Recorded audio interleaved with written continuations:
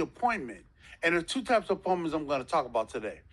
And the first one is geared for a small business. It's to get to know you. So in a get to know you one, it's just you and a business owner, and you're talking to get to know them.